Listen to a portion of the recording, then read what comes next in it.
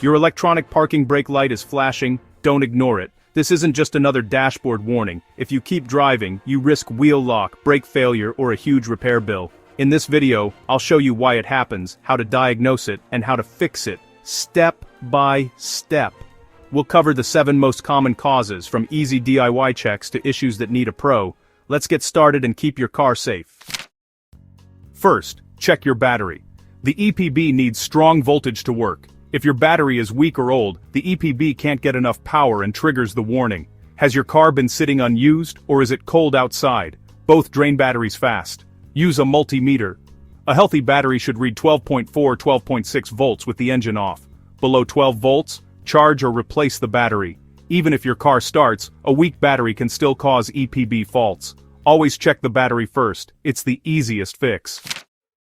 If the battery's fine, check the EPB motors at the rear wheels. Dirt, rust, or brake dust can jam these motors, making them draw too much current. The control module senses this and flashes the warning. Listen for a whirring sound when you press the EPB button.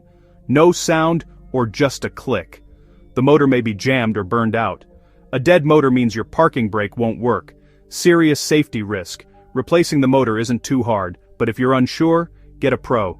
Don't ignore a stuck or silent EPB motor.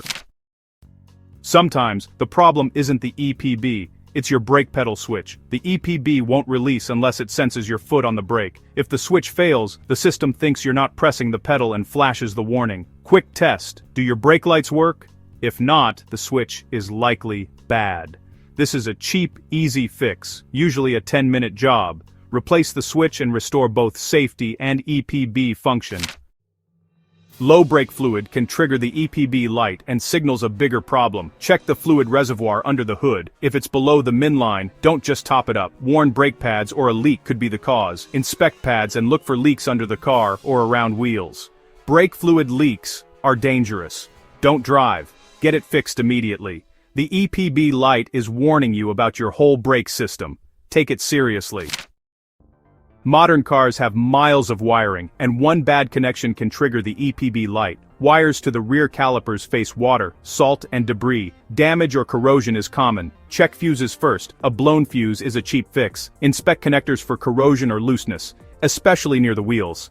Clean and reseat connectors. Sometimes that's all it takes. Don't overlook wiring. Small issues can cause big headaches. A simple check can save you a trip to the shop.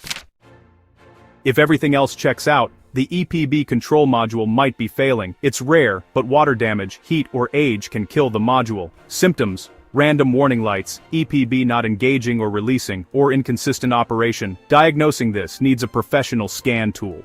Replacing the module usually requires programming. Leave this to a trusted shop.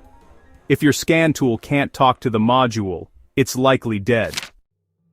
Sometimes, the problem is old school. A stuck or rusty brake caliper. Rusted guide pins or pistons make the EPB motor work too hard, triggering the warning. Signs: one hot wheel after driving, burning smell, or poor fuel economy. Jack up the car and spin the rear wheels. If one's hard to turn, the caliper's likely stuck. Fixing this means cleaning, lubricating, or replacing the caliper. Don't ignore it, your brakes and EPB depend on it.